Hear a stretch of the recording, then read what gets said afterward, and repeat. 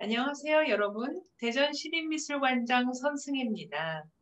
오늘은 2021년 대전시립미술관 관장 초청 대담, 정신의학, 마음예술 그 5번째 시간입니다. 신동근 교수님과 천재성 혹은 광기를 주제로 정신의학과 예술의 연결에 대해서 이야기를 나누겠습니다. 오늘은 채팅창에 자유롭게 질문을 남겨주시면 가능한 대답해 드리도록 하겠습니다. 먼저 신동근 교수님을 소개해 드리겠습니다. 신동근 교수님은 동국대 겸임 교수이시자 정신건강의학과 전문의이십니다. 특히 예술의 치유적인 효과에 관해서 지속적인 관심을 가지고 계십니다. 정신의학신문 등의 정신의학과 예술의 접목을 꾸준히 연재해 오셨습니다. 또한 신동근 교수님께서는 예술의 재능도 아주 풍부하십니다. 그래서 오페라 호은 정몽주의 대본 집필을 직접 맡으시는 등 임상 경험과 예술의 융합까지도 시도하신 바가 있습니다. 신동근 교수님 안녕하세요. 네, 안녕하세요. 여기 오늘도 많은 분들이 참석해 주셨는데요. 인사 말씀 부탁드립니다. 네, 반갑습니다. 신동근입니다. 오늘 여러분들하고 창조성에 대한 이야기, 정신의학과 관련된 이야기 연결해서 해볼 텐데요. 여러분들에게 좀 유익하고 재미있는 시간이 되었으면 좋겠습니다. 고맙습니다. 반갑습니다. 어, 그러면 이제 질문에 먼저 들어가 보도록 하겠습니다. 저희가 정신의학에서 예술을 다루기 시작한 대표적인 의사로 지그문트 프로이트 그리고 융 등의 예를 들 수가 있습니다. 그러면 이 두 사람은 각각 정신의학과 예술에 대해서 어떤 관점을 가지고 있었을까요? 사실 이제 심리, 정신의사인, 정신과 의사이면서 심리와 연결 지었던 대표적인 분이 프로이트와 융이라고 할 수 있는데요. 이 두 분의 큰 차이는 기본적으로 무의식을 바라보는 시각이 굉장히 달라요. 그래서 거기서부터 전 출발을 한다고 생각을 하는데, 프로이트가 생각했던 무의식이라고 하는 개념은 기본적으로 의식에서 받아들이기 불편한 내용을 억압한 거라고 생각을 했어요. 그러니까 일반적으로는 뭐 성적인 거, 그리고 공격적인 거, 이런 것들이 대표적인 것인데, 불편한 거죠. 우리 그대로 다 표현하고 살 수 없는 거잖아요. 현실 세계에서는. 그러면 그런 것들을 눌러놓는단 말이죠. 그런 것이 이제 마음속 깊은 곳에 자리 잡은 것이 무의식이다.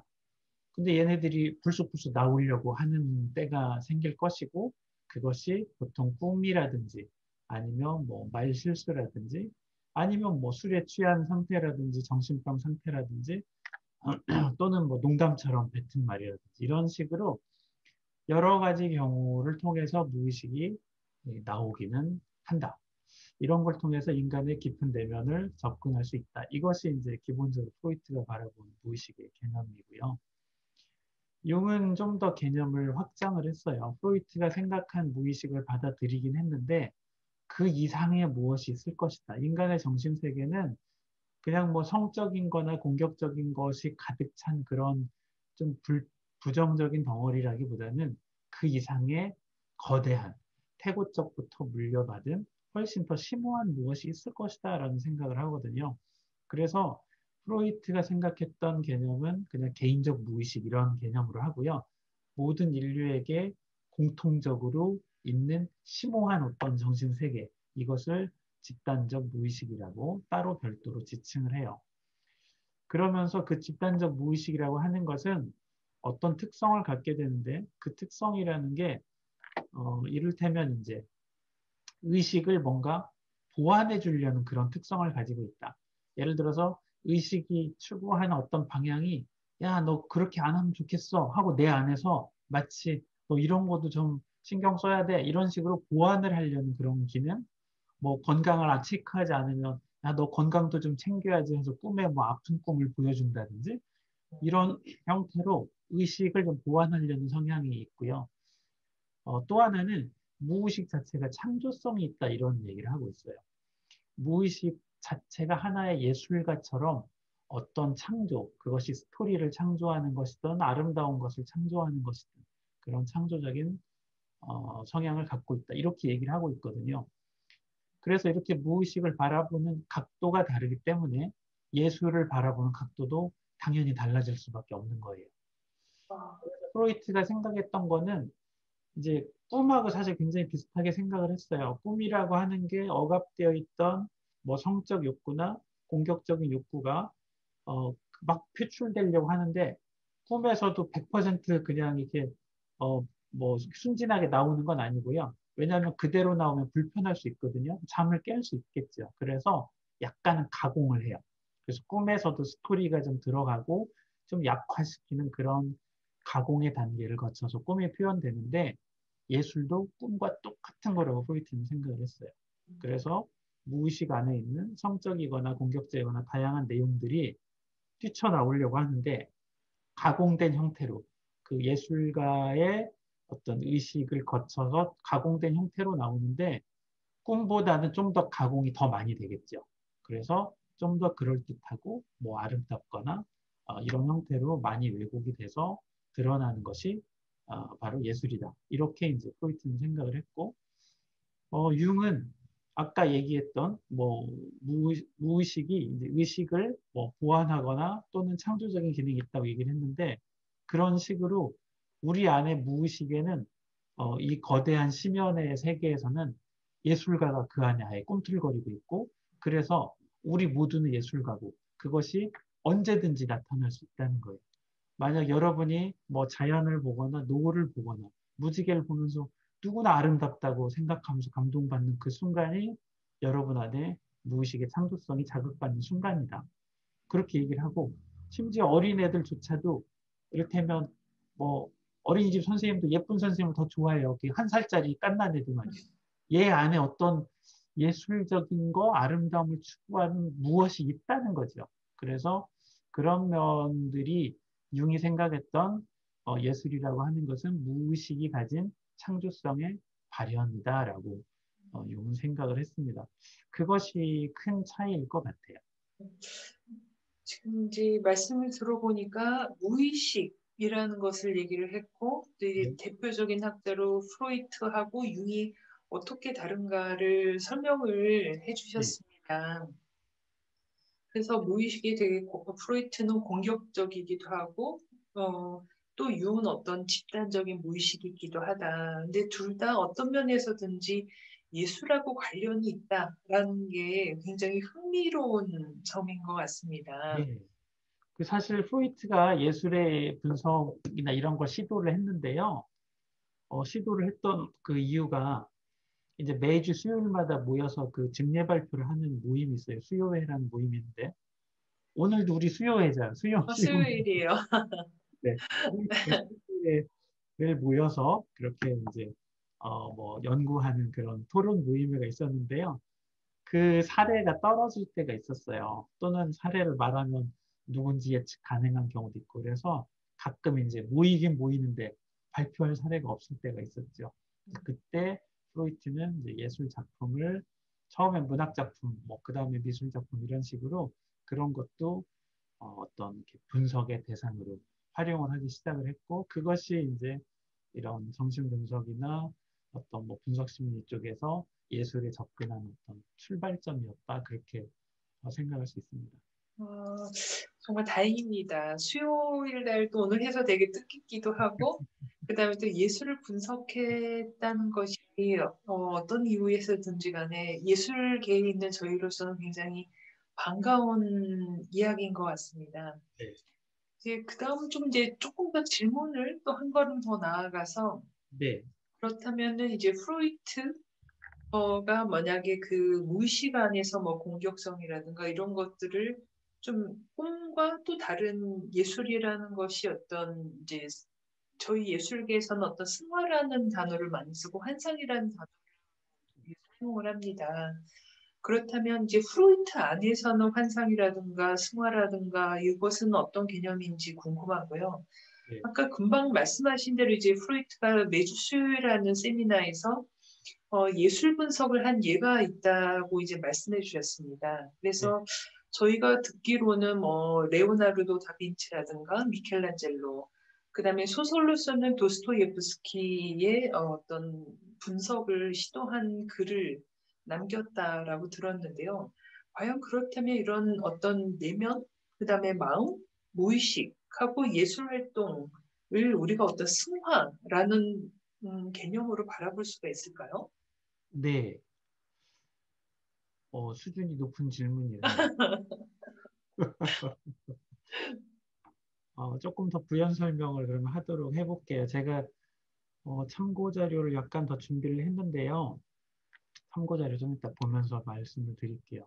일단 첫 번째는 그 환상, 판타지라는 개념을 얘기를 했는데, 사실 그 예술의 근본적인 성향은 무엇인가를 표현하는 것, 그것이 스토리든 뭐 작품이든 음악이든 간에 그 사람 머릿속에서 만들어져야 되는 것이고, 이렇게 만들어지는 근원이 뭔가 하고 프로이트는 그것을 판타지 또는 데이드림이라는 용어를 써요. 보통은 저희가 이제 백일몽이라는 용어를 더 많이 쓰거든요. 이 백일몽이 예술의 큰 근원이다라고 프로이트가 생각을 했어요. 사실 백일몽이라는 게 어떤 개념이냐면 여러분이 멍 때릴 때 하는 그런 생각들이라고 보시면 돼요. 평소 때 우리가 굉장히 뭐 이성적이고 정신이 말똥할 때의 생각이 아니고요. 살짝 졸리거나 뭐 이렇게 멍한 순간에 여러분의 생각이 꼬리를 무는 것들이 있는데 그런 생각을 하다 보면 아우 내가 왜 이런 생각까지 하고 있지? 뭐 황당하네. 이런 것이 사실은 좀 더 무의식에 가까운 생각이에요. 그래서 여러분 그런데 이런 그 백일몽이라고 하는 것이 언제 더 많아지냐면 삶이 힘들 때 많아져요. 예를 들어서 여러분이 춥고 배고프면 로또를 사고 이 로또가 당첨만 돼봐라 내가 남태평양에 가서 요트를 타고 거기서 바베큐를 구워 먹겠다. 이런 내용들을 보면 따뜻한 거, 배부른 거 이런 것들이 하나의 스토리처럼 만들어지거든요. 결국 이렇게 무엇인가 부족함이 있을 때 우리가 좀 더 백일몽, 상상을 많이 하게 되는데 이런 것이 창작의 근원이다라고 프로이트는 생각을 했어요. 제가 조금 더 화면을 보면서 말씀을 드릴게요.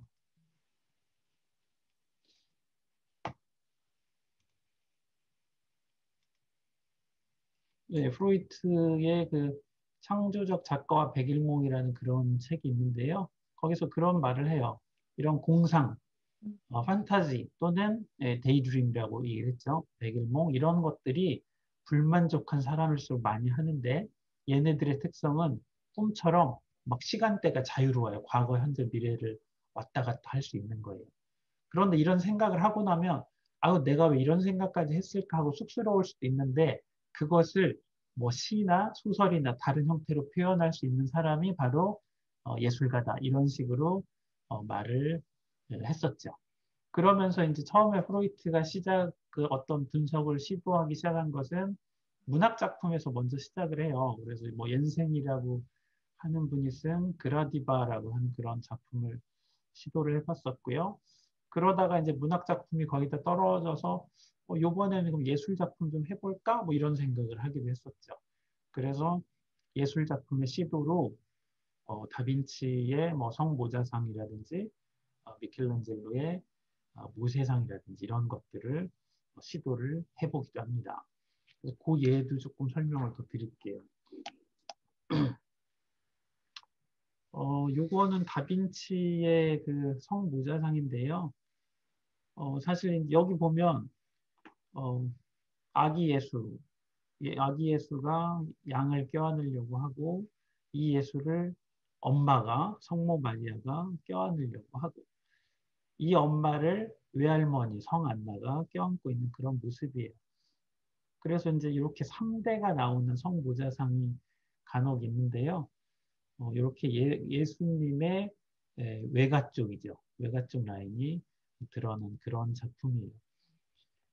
그런데 이제 이 작품을 프로이트가 이제 보면서 나름 다빈치에 대한 연구를 하는데 이 다빈치라고 하는 분의 삶이 평범한 삶은 아니에요. 우리가 흔히 이제 천재로 그렇게 알고 있는데 이분은 아버지는 굉장히 높으신 귀족인데 어머니가 이제 그뭐 하녀급이라고 할 수 있어요. 아버지가 결혼을 해서 아들이 없어서 성 밖에 나가서 어떤 하녀와 또 이렇게 만나서 거기서 아이가 생겼는데 아들이 태어난 거고요.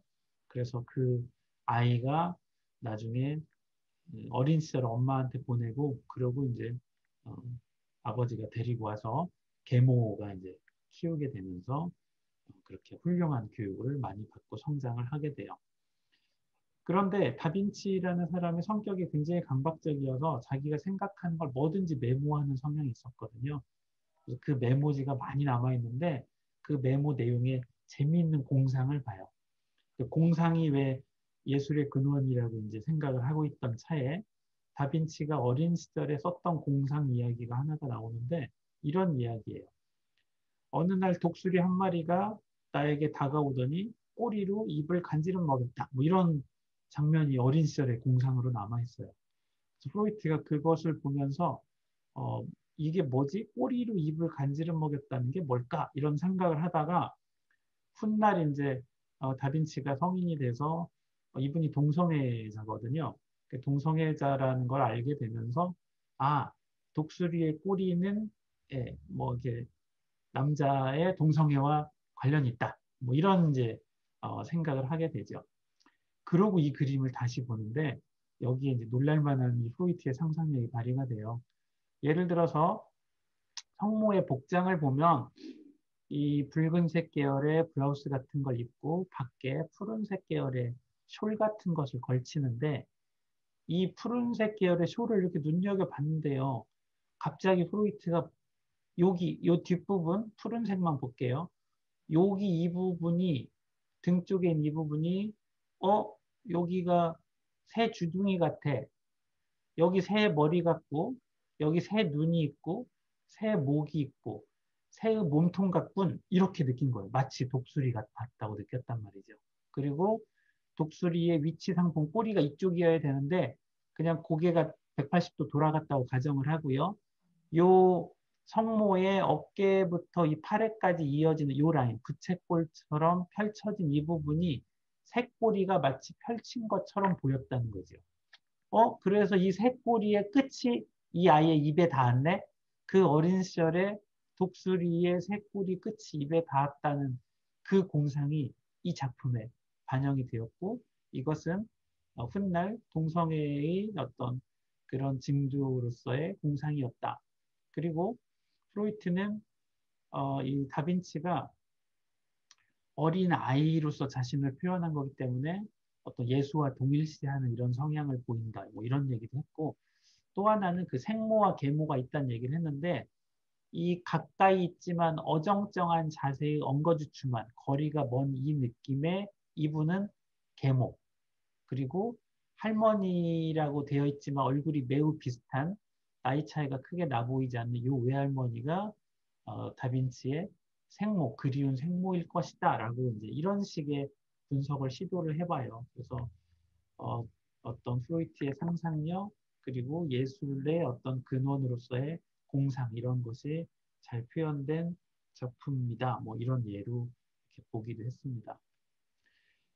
제가 모세상도 더 얘기하고 싶은데 시간이 오늘 많지는 않아서 그냥 프로이트의 분석은 요 다빈치 사례 하나만 말씀을 드리도록 할게요. 네. 네, 그리고 이제 여기서 승화라는 개념 아까 물어봤는데 네. 승화라고 하는 개념은 사실 무의식에 있는 내용들이 뭐 성적이다 또는 뭐 우리가 공격적이다 이렇게 얘기를 하잖아요. 다소 부정적인 것이지만 이것이 현실 세계에서 받아들여지면서 오히려 더 긍정적인 쪽으로 나타나면 승화라는 이런 개념을 써요. 그래서 일반적으로 이런 식 얘기를 하죠. 공격적인 성향이 높은 사람이 의사가 되면 칼잡이가 돼서 외과 의사가 되고 그 다음에 그런 사람이 법관이 되면 검사가 돼서 너 사형 뭐 이렇게 이제 이 칼로 치는 거거든요. 그래서 공격적인 성향이 높은 사람이 잘 승화하면 의사검사가 되는 것처럼 예술이라고 하는 것도 내면에 있는 성적이거나 공격적인 것이 훨씬 아름답게 또는 멋진 스토리로 만들어져서 누구에게나 감동을 줄 수 있는 작품이 되는 것이기 때문에 그 자체로 승화라고 할 수 있는 거예요. 예술이 보니까 이제 인간의 무의식 아주 다양한 무의식을 어떻게 보면 또 사회가 받아들일 수 있는 형태, 네, 그다음에 때로는 또 아름답기도 하고, 때로는 감동을 주기도 하고, 이런 점에서 만들어낼 수 있다는 점에서 승화라고 이제 이해할 수가 있었습니다. 그래서 참 인간 사람의 마음을 알아도 끝이 없이 그 끝이 없는 걸 사실 무의식이라고 표현했을 텐데 그것이 예술로 승화돼서 사회 속에 나올 수 있다는 것이 인간의 놀라운 어떤 창의력이다. 이렇게 한번 생각을 해봅니다. 네, 그런데 이제 저희가 프로이트를 읽다 보면 그 이제 미술사 학자라든가 미학자들은 프로이트의 생각을 조금 더 예술로 발전시킨 분, 그 다음에 또 이 정신 분석을 예술로 결합했던 사람으로서 에른스트 크리스를 종종 언급을 합니다. 그리고 교수님 글에서도 언급이 되었던 것 네. 같은데요. 그러면 이 에른스트 크리스라는 사람은 정신 분석과 예술을 어떻게 결합했을까요? 사실 이제 크리스가 이 예술 쪽을 결합을 하게 된 뭐 나름의 흐름을 보면요. 제가 앞서서 프로이트가 예술에 대한 이제 분석을 시도를 했다고 했잖아요. 네. 처음에는 예술 작품 자체를 분석을 했었어요. 근데 그러다가 이제 건수가 좀 부족하니까 예술가 자체를 분석을 하기 시작을 했어요. 좀 전에 다빈치에 대해서는 예술가를 분석을 한 거잖아요. 그런데 여기서부터 문제가 좀 생겨요. 왜냐하면 프로이트가 이렇게 분석을 하면서 어떤 생각들을 하게 되냐면 예술가들은 뭐 성향이 다소 뭐 내향적인 성향을 갖고 있는 것 같다. 감수성이 굉장히 예민한 성향이 있다. 이제 이런 식의 생각을 해요.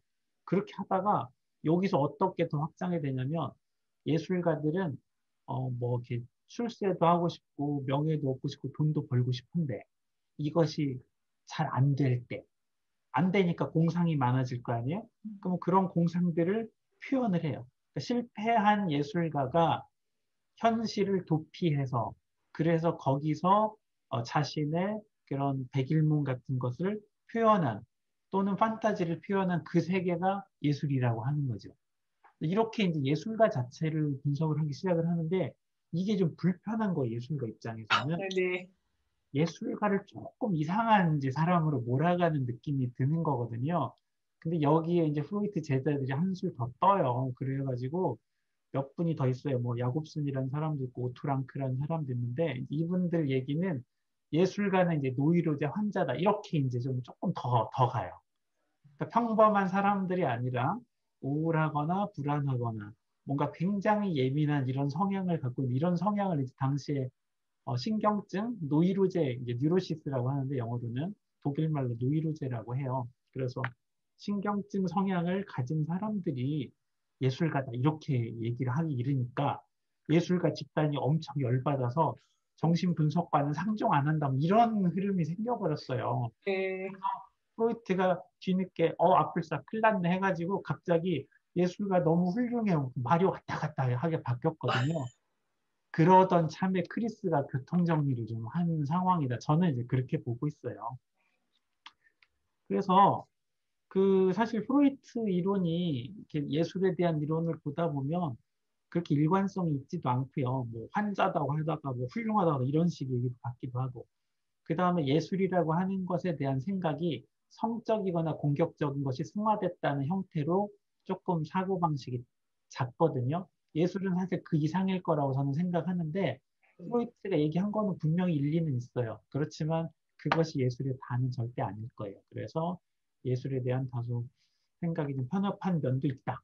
그리고 이제 예술 자체에 보다는 점차 예술가 개인에 대한 분석을 많이 하면서 예술가들에게 좀 불편하게 만든 면이 있다. 이것이 이제 프로이트가 가진 예술에 대한 뭐 분석의 한계였다고 생각을 하고요.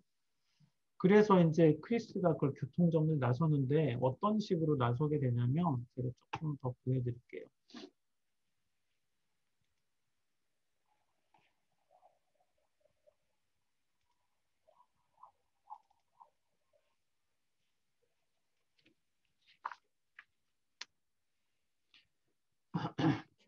그래서 이렇게 얘기를 해요. 예술가들이 뭐 환자냐? 아니다. 예술가들 보통 사람이다. 이제 이렇게 일단 달래기 시작을 해요. 근데 그냥 보통 사람이냐? 아니다. 더 뛰어나다. 무엇이 더 뛰어난데 무의식에 있는 것들이 의식으로 나온 건 예술이라는 건 맞잖아요. 그래서 이들은 무의식에 이렇게 싹 다이빙을 해가지고 마치 해녀가 전복을 따오는 것처럼 무의식에 쏙 들어가는데 보통 사람은 무의식에 다가와지면 훨씬 더 압도되거나 비이성적으로 돼요. 마치 술에 심하게 취해서 필링 끊긴다든지 정신질환이 된다든지. 근데 예술가들은 그 무의식에 들어갔는데도 압도되지 않고 잘 꺼내온다는 거예요. 이게 더 뛰어난 능력이 있다는 거죠. 그래서 우리가 정신분석 용어 중에 퇴행이라는 말을 쓰는데 퇴행은 더 어린 시절로 돌아간다는 뜻도 있지만 의식에서 무의식 레벨로 내려가는 것이 퇴행이거든요. 근데 그것이 건강한 상태로 갔다가 다시 올라올 수 있다. 이 능력을 더 가진 사람이 예술가다라는 말을 하죠. 그래서 그 말을 자아의 주도하에 일어나는 퇴행이라고 해요. 퇴행을 하긴 해. 무의식에 가는데. 근데 자아 기능이 건강하기 때문에 압도되지 않고 건강하게 내려갔다가 다시 올라와요. 그거를 이렇게 멋진 말로 regression in the service of ego라는 그런 말을 씁니다. 요 말을 쓰니까 예술가들이 조금 나아져요, 이제. 좀 봐줄까? 뭐 이런 생각을 하게 돼요. 그러면서 크리스가 뭐라고 했냐면 창작의 과정을 두 가지로 나누어요. 하나는 의식에서 무의식으로 내려가는 것, 이게 퇴행이고요. 그걸 가지고 꺼내서 올라와서 예술적으로 표현하는 것, 이것을 이제 작업 과정이라고 그렇게 얘기를 해요.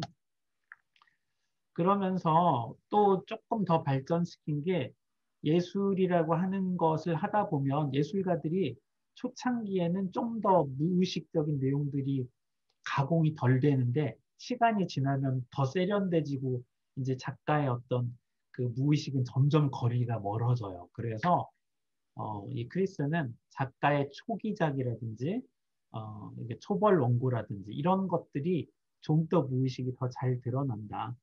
이런 말을 하기도 했고 명작은 무의식이 더 많이 드러나는 것 작품일수록 명작이다 이런 말을 하기도 했습니다. 굉장히 크리스가 되니까 굉장히 정교해진다. 저희가 현대 예술에서 말하는 예술론하고 훨씬 더 가까워지는 것 같습니다. 제가 지금 공유 끝냈나요? 잠깐. 화면 계속 공유되고 있는데 네, PPT를 이제 공유가 끝났습니다. 네, 크리스를 보니까 아마 그 프로이트가 무의식의 발견이라는 어마어마한 발견이라고 해야 될지 아니면은 집중적으로 재조명이라고 해야 될지 이런 게 있고 크리스는 그 퇴행을 자유롭게 하는 거 무의식으로 네, 또 저희가 퇴행이 어렸을 때 되는 줄 알았더니 무의식으로 갔다가 다시 그 에고의 어떤 주도하에 자아의 주도하에 다시 올라와서 작업 과정이 되기도 하고 네, 그다음에 또 그것이 잘 드러났을 때가 이제 뭐 투년작이었다가 점점 세련된 표현 능력을 갖추면서 이제 명작으로 간다라는 것은 사실 미학에서도 예술론에서도 굉장히 아주 흥미로운 이제 이론 구조가 된 것 같습니다. 그래서 예술가들이 훨씬 더 기분이 좋아졌을 것 같아요. 네, 네. 뭐 그렇다고 지금도 다 좋아하진 않아요. 왜냐하면 분석당한다는 건 불편하거든요. 그래서 네, 보통 분석가들이 예술가에 대한 분석을 지금도 시도하는데 살아생전에는 잘 안 해요. 예술가가 그 얘기를 보면 불편할까 봐. 그래서 돌아가신 분을 주로 이렇게 대상으로 하고요. 네, 살아생전에 하는 경우가 뭐 소수가 이제 드물긴 한데 저도 뭐 이를테면 현대 작가인 뭐 도이스 레싱이라든지 토니 모리슨 같은 작가를 제가 분석을 해본 글도 있는데 네. 어, 그분들이 제 글을 못 봐요. 한글로만 제가 발표를 해서 외국서 볼 수 없어요. 이를테면 그래서 생존 작가 좀 부담스러운 게 있긴 합니다. 네. 그래서 역시 분석을 한다는 것이 또 쉬운 것이 아니구나. 뭐 이런 생각을 작품 분석이든 예술가의 분석이든 이제 이런 생각을 하게 되는데요. 그 다음 질문으로 이제 조금 오늘 저희가 그 주제로 냈던 이제 많은 예술가들이 사실 천재성을 갖고 있는 사람들이 아주 많습니다. 그래서 이제 때로는 이것이 뭐 플라톤부터 뮤제를 뭐 광기를 가지고 있다든가 표현된 적이 많기 때문에 이제 이 정신의학의 관점에서는 이 천재성 그리고 광기는 어떤 연관을 가지고 있을까요? 사실 제가 이제 이런 예술과 정신 세계를 접목한 강의 제목을 천재성과 광기, 뭐 창조성과 광기 이런 식으로 강의를 많이 하긴 하는데요. 사실은 제가 이 강의 제목을 하는데 불편함이 있어요.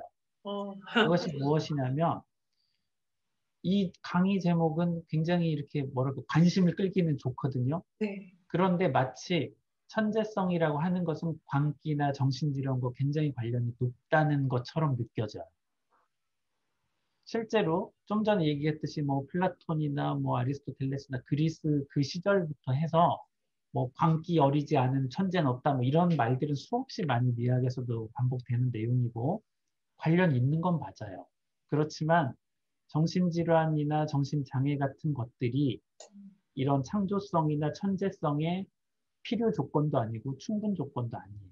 그것은 일부는 설명이 가능하지 우리가 얘기하는 예술가의 창조성이나 천재성은 그보다 훨씬 큰 것이에요. 그래서 이게 우리가 광기라고 제목을 붙이는 이 부분이 그런 면에서는 흥미롭기도 하지만 한편으로는 예술가의 천재성을 좀 일부 너무 축소시킨 그런 제목이기도 하다. 그렇게 생각을 하고요. 사실 뭐 제가 병에 대해서 이야기를 하면 한도 끝도 없는데 오늘은 병 자체에 대한 이야기는 안 하려고 해요. 그런 창조성을 북돋우는 병에 대한 것은 이미 많이 알려져도 있기도 하고 또 저 말고 지난 시간에도 약간 다뤄졌다고 제가 알고도 있거든요.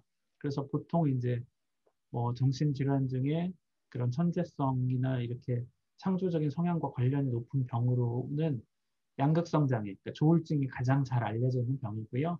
그거 이외에도 뭐 조현병도 일부 관련이 있고, 그 다음에 자폐증도 관련이 있고, 최근에는 이제 ADHD와 관련성들이 상당히 많이 나오고 있기도 합니다. 우울증도 뭐 관련이 있고, 강박증도 관련이 있고, 관련 있는 병이 많고, 그 병들과 어떤 예술과의 관련성을 설명하려면 또 몇 시간에 또 걸쳐서 해야 될 내용들인데, 이제 제가 병적인 거 이외에 창조성과 관련 있는 내용이 뭔지 그 얘기를 저는 좀 더 하고 싶거든요. 네. 아마 그래서 예, 아마 그 점이 그 신동군 교수님께서 늘 어떤 창조성, 예술가의 상상력이 좀 더 큰 범위고 그 안에서 뭐 과기라든가 신경증이라든가 정신증이라든가 이런 것이 있다라는 관점은 많은 예술가들이 좀 더 큰 스펙트럼에서도 볼 수 있고 네, 또 되게 협소한 집중적인 관점에서도 볼 수 있고 두 가지 관점을 연습하는 데는 굉장히 좋은 말씀이신 것 같습니다. 지금 슬라이드가 올라갔나요? 그럼 화면 공유를 해주시기 바랍니다. 네, 잠깐만요.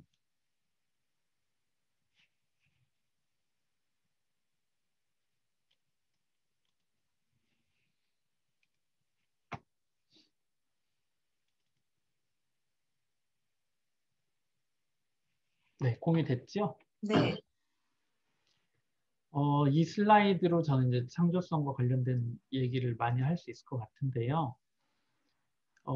여기 제일 하단에 보면 지금 뭐 정신장애 얘기도 나오지만 이제 나머지 것들이 사실 많아요. 정신장애 이외에 예술, 창조성에 영향을 주는 요인들은 여러 가지가 있어요.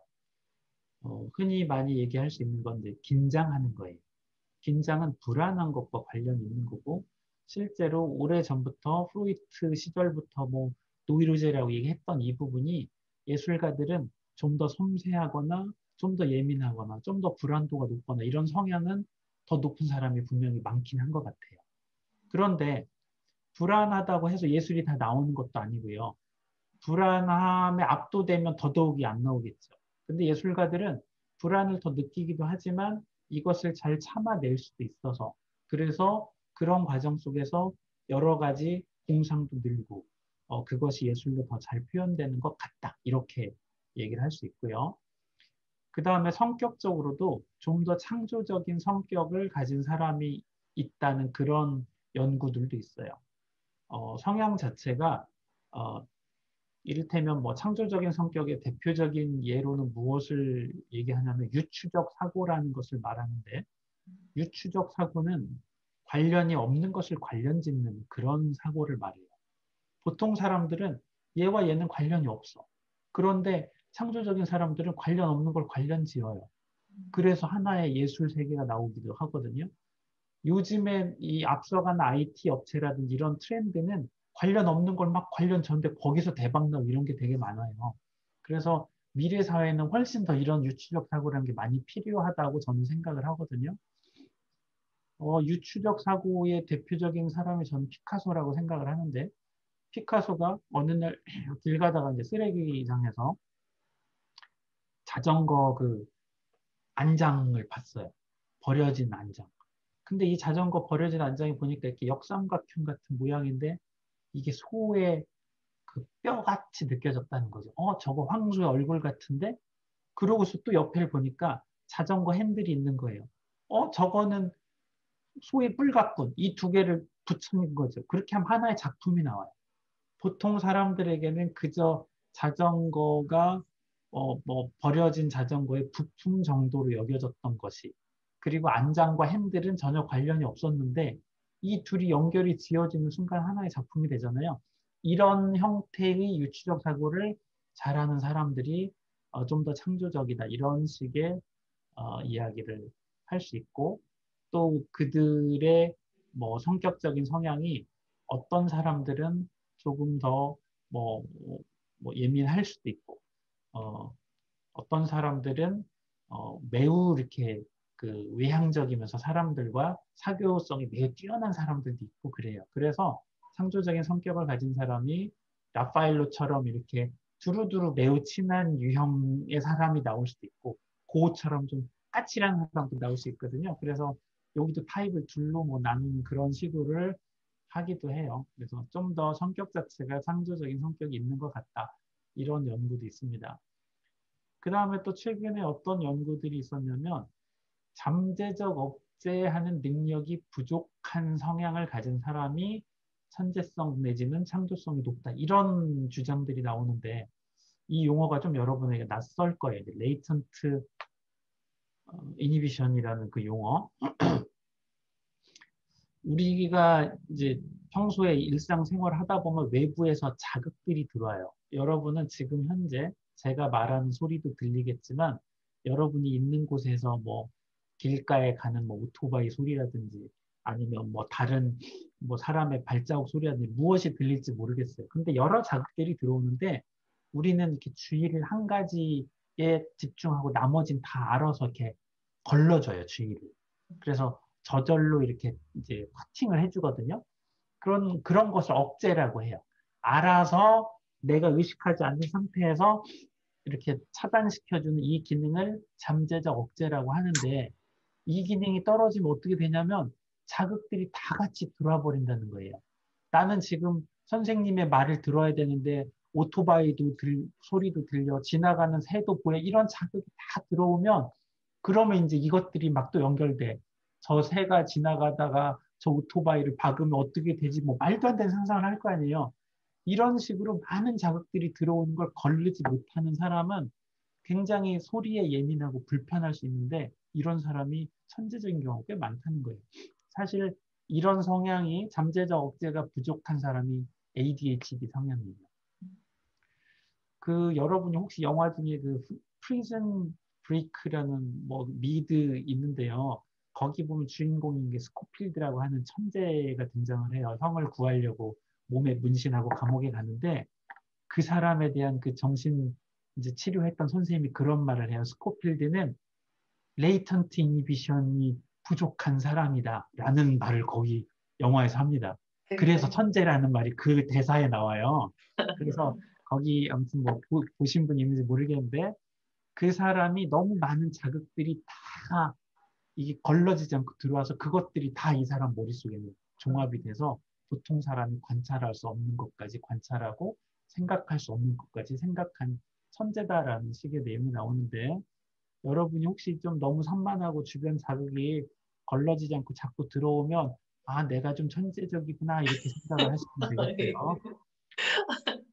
아, 예, 뭐 그런 얘기들도 있고요.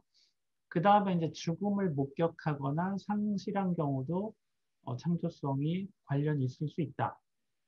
네, 죽음을 목격하는 거 또는 사랑하는 사람과 뭐 죽어서 또는 뭐 헤어져서 이렇게 이런 경우는 우리 상실이라고 하는데 굉장히 아픈 거잖아요. 그런데 이렇게 사랑하는 사람을 잃게 되면 그 사람과 있었던 뭐 이야기를 쓰고 싶다든지 그 사람의 얼굴을 그림으로 남겨놓고 싶다든지 그 사람을 그리워하면서 나의 아픈 마음을 노래로 표현하고 싶다든지 이렇게 된다는 거예요. 이게 다 예술이잖아요. 그래서 이 마음은 굉장히 슬픈 마음이지만 이런 것이 동기가 돼서 창조로 나타나는 경우는 얼마든지 많이 있습니다. 뭐 뭉크 같은 사람이 대표적으로 집안의 결핵으로 뭐 엄마, 뭐 누나 뭐 이렇게 쭉 돌아가시면서 그러면서 그런 죽음이라든지 상실의 이미지가 반복적으로 그림이 나타나잖아요. 그런 것들이 하나의 예라고 할 수 있을 것 같아요. 그 다음에 이제 신체 불구나 기형 이야기는 이건 콤플렉스와 관련된 건데 사람이 각자가 가진 콤플렉스가 있어요. 신체 불구나 기형 있는 사람이 콤플렉스가 있겠죠. 다리가 불편한 사람은 상체가 매우 발달하는데 상체를 많이 써서 그렇기도 하지만 과도하게 운동을 하는 거예요. 내가 그쪽은 쓸 수 있는 쪽은 보상하려고. 이런 식의 콤플렉스를 보상하려는 마음도 창조성으로 발휘될 수 있다는 거예요. 뭐 예를 들자면 다비드라고 하는 그 화가가 있는데 그 사람이 신고전주의에서 아주 반듯반듯한 이런 뭐 로마 시대 이런 이야기를 이제 로마 시대 조각 같은 이미지로 표현하는데 실제 이 사람 얼굴이 그 양성 종양이 있어서 굉장히 기형이고 삐뚤어진 사람이에요. 그래서 좀 흉측하지 얼굴 기형 때문에. 근데 나는 비록 삐뚤어졌지만 내 작품만큼은 누구보다도 반듯하고 싶은 거죠. 이런 식의 보상작용이 하게 돼서 콤플렉스를 보상한 것도 역시 창의력의 동기가 될 수 있어요. 그래서 사람이 자신이 부족한 것을 보상하려고 하는 것, 이런 심리가 예술성으로 갈 수 있다. 그 다음에 삶이 슬픔과 불만이 많을 때 예술적인 게 늘어난다. 제가 앞서서 그런 얘기 했죠. 내가 춥고 배고프면 뭐 로또가 돼서 뭐 남태평양에 가서 이런 상상을 한다고 했잖아요. 그렇게 현실이 춥고 배고프고 힘들면 공상이 늘어나고 그 백일몽은 예술의 근원이 된다고 앞서서 얘기를 했잖아요. 여러분이 춥고 배고플 때 일기를 써도 일기 양도 훨씬 많아지고요. 배부르면 잘 안 나와요. 로시니 같은 그 작곡가는 배고픈 시절에 정말 많은 오페라를 다작을 했는데 그 중에 이제 성공을 해요. 그래서 세비야 이발사나 뭐 신데렐라 같은 작품이 대박을 치면서 계속 이탈리아에서 돌면서 돈을 엄청 벌었어요. 그러자 예술이 안 나옵니다. 이제 아, 먹는 거 식도락만 하고 좋은 와인만 먹고 죽을 때까지 그렇게 살아요. 그래서 배부른 게 꼭 좋은 거 아니라는 걸 볼 수 있어요. 예술가는 배고파야 예술이 더 잘 나오는 경우는 예술가 이야기에서 사실 많이 보거든요. 도스토옙스키가 그 글을 쓴 게 가난한 사람들이 한 작품을 처음으로 썼는데 너무 가난할 때 쓴 거예요. 외투 하나만 있었으면 좋겠다 이런 생각에서 출발한 작품인데 돈을 벌었어요. 그 작품으로. 그럼 뭐 하냐? 도박해요. 도박해서 돈 잃으면 그때부터 글을 쓰기 시작해. 이 사람이 돈이 있으면 글이 안 나오고 계속 도박하고 딴짓하거든요. 그래서 저는 예술가에게 이 배고픔과 이 인생의 고난은 어쩌면 숙명일지도 모른다라는 생각을 하기도 합니다. 그리고 오이디푸스 갈등이라고 하는 것도 예술의 근원이 될 수 있다 이런 말이 있는데요. 뭐 설명하면 좀 복잡한데 그 동성의 부모를 싫어하는 거 없어졌으면 좋겠고 이성의 부모를 좋아하는 마음이 오이디푸스 콤플렉스고 그런 것들이 예술로 표현된 작품이 생각보다 많다예요. 예를 들어서 도스토옙스키의 까라마조프 씨 형제들이 아버지를 누가 죽였냐를 그런 뭐 내용을 가지고 다루는 그런 명작이라고 할 수 있고요. 우리가 어렸을 때 봤던 많은 동화들, 뭐 딸이 계모를 물리쳤다라든지 아니면 뭐 잭과 콩나무에서 잭이 거인을 물리쳤다라든지 이런 스토리들은 사실은 딸이 자기를 괴롭히는 못된 엄마에 대한 저항 또는 아들이 무서운 아버지에 대한 저항 이런 것들을 담고 있는 거예요. 그래서 오이디푸스적 갈등이라고 하는 것이 예술적으로 나오는 경우도 매우 많다라고 할 수 있습니다. 이런 예들을 제가 뭐 이렇게 보내드리면 너무 많아 한도 끝도 없어서 일단 창조성이라고 하는 것들이 병하고만 다 관련 있는 것이 아니라 훨씬 더 많은 것과 관련 있다가 오늘의 핵심 골자라고 할 수 있고 뭐 예술가는 다 정신 이상한 것도 아니고 여러 가지 이런 성향들이 합쳐져서 그것들을 보상하려고 하는 어떤 마음이나 그 안에 내면에 있는 예술가가 창조적인 걸 자꾸 만드는 그런 성향을 가진 사람들이 뛰어난 천재가 되고 예술가가 된다. 뭐 그렇게 말씀드릴 수 있을 것 같아요. 오늘 보니까 저희가 생각했던 그 창조성에 대한 생각이 조금 네, 더 유연해진 것 같아요. 유연해지고 네, 좀 넓어졌어요. 그래서 저도 좀 그러길 바래요. 사실 네, 병에 대해서도 저는 그런 생각을 갖고 있거든요. ADHD 같은 병에 대해서 보통은 말 안 듣는 말썽쟁이, 뭐 이렇게 집중 못하고 공부 못하고 뭐 이런 애로 이렇게 문제아로 인식하는 경우가 되게 많아요. 네, 그런데 그 아이들이 정말 창의적인 것은 뛰어나거든요. 그리고 이렇게 에너지도 높고 그 에너지와 창의적인 걸 잘 이끌면 매우 뛰어난 사람이 될 수 있어요. 네, 에릭슨이 초딩도 못 나왔거든요. 이 집중력이 너무 떨어져서 수업 시간에 돌아다녀서. 근데 뭐 말도 안 되는 뭐 닭, 계란 품으면서 그런 거 하다가 세계 최고의 발명가가 되잖아요. 어떤 부정적인 면은 반대로 긍정적인 면도 가지고 있기 때문에 예술에 대해서도 저는 그렇게 봤으면 좋겠고 병에 대해서도 부정적인 면도 있지만 긍정적인 면도 있다는 걸 같이 봤으면 좋겠어요. 약간 삶에 대한 태도하고 같은 것 같아요. 어떤 네, 것인지 이제 두 가지가 다 있어야 한다라는 것은 굉장히 통찰의 면하고도 관계가 있는 것 같습니다. 네, 그런데 이제 오늘 저희가 정신의학하고 예술을 좀 연결시키려는 노력에서 보면 네, 혹시 그 미술 안에서 네. 신경증이나 이제 정신증을 가졌던 예술가 중에서 아까 오늘 이제 많은 사람들이 있습니다만은 원장님께서 특히 관심을 가지고 있었던 작가가 있을까요? 이분은 이제 유명한 사진이나 그 그림 이미지인데 이런 사진 어디서 본 적 있죠? 전쟁 끝나고 어떤 그 군인 해군 장교와 이 여자가 껴안고 키스하는 장면 유명하잖아요. 알고 보니까 뭐 서로 모르는 사이라고 하던데 어쨌든 그 장면 폐허 속에서의 뭐 사랑이라는 제목으로 이 슈퍼맨과 원더우먼이 이렇게 사랑하는 이런 장면도 보이고요. 요거는 뭐 보티첼리의 그 음, 비너스의 탄생이죠. 그것을 슈퍼맨과 원더우먼의 탄생이네요. 이런 식으로 재밌게 각색한 작품이 이사 이브레임의 작품입니다. 이번에 작품 세 개 네, 잠깐 이렇게 소개했고요. 그러면 이제 약간 중간에 잠깐 아까 네, 중간에 질문이 하나 이제 있었어요. 네네, 그래서 이제 아까 저희가 창의성 그다음에 천재성 얘기할 때 조금 이제 저희가 이제 산만하게 느껴질 때가 있는데 네. 이게 어떻게 하면 좀 창의성하고 연결이 될 수 있을까요? 라는 질문이 아까 있었습니다.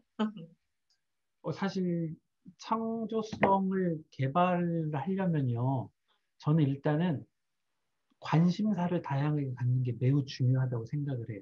이게 네. 천재적인 사람들의 성향을 보면요. 아까 뭐 이브라임도 뭐 본인이 뭐 작곡도 해, 뭐 그림도 그려 막 이런다고 했잖아요. 천재적인 사람들은 굉장히 다방면에 관심이 많아요. 그리고 여러 사람과 교류를 하면서 거기서 아이디어를 많이 얻습니다. 그 중에 선택을 해요. 요거 재밌겠는데라고 선택하잖아요. 그럼 거기에 몰입하는 성향을 갖고 있어요. 이 네. 산만한 사람들이 재미없는 것에 산만한 거지 재미있는 것에는 초집중할 수 있는 사람이 꽤 많아요. 네, 자기가 재미있는 거. 그럼 거기에 빠지는 거예요. 거기에 정말 깊이 있게 몰입하기를 저는 권하고 싶어요. 그래서 그 방면에 고수가 되었으면 좋겠어요. 남들이 관심이 없건 뭐 설령 그게 돈이 안 되건 그게 중요한 게 아니라 내가 재밌어 하는 것에 빠져야 돼요. 네. 그래서 관심사를 많이 갖되 그 중에 특별히 관심 있는 것이 있다면 정말 거기에 헌신해서 몰입을 해봐라. 그렇게 하는 것이 저는 창조성에 큰 도움이 된다고 생각을 하고요.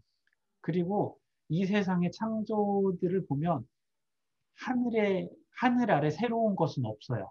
그 말은 뭐냐면 이미 내가 생각했던 건 상당 부분 과거에 있었던 거거든요. 그래서 기존의 많은 것들을 돌이켜도 보고 하다 보면 거기서 아이디어를 얻는 것들이 많아요. 그래서 평소에 예술 같은 데 관심을 많이 갖고 거기에서 이런 아이디어 저런 아이디어를 끌어오면 제가 아까 유추적 사고라고 했는데 관련 없는 걸 이렇게 연결해보면 어떨까 이런 시도들을 해보면 그 안에서 정말 예술이 나오기도 하거든요.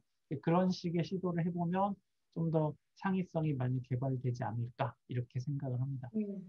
제가 그 질문에 대해서는 역시 어떤 다양한 관심, 다양한 관계, 그 안에서 자기가 좋아하는 것에 대한 네, 몰입이라는 말씀을 해주셨습니다. 근데 이제 오늘 외국 사례를 쭉 이제 듣다 보니까 국내에서도 네, 정신의학과 예술을 접목한 사례가 있는지 이제 궁금해지는데요. 네. 국내는 어떤가요?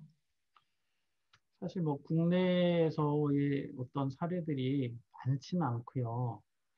그렇게 뭐 폭이 넓게 이루어지진 않아서 외국의 사례는 제가 앞서서 얘기한 뭐 요한 하우저 같은 사람도 벌써 그런 전통이 100년도 넘었어요. 뭐 오스트리아, 뭐 이탈리아, 스위스, 독일 이런 데서 뭐 아까 나브라틸, 뭐 독일의 프린손, 뭐 이런 유명한 뭐 정신의학자들이 벌써 100년도 훨씬 전에 정신의학과 예술을 접목한 수없이 많은 시도들을 했는데 국내는 그게 매우 늦었죠.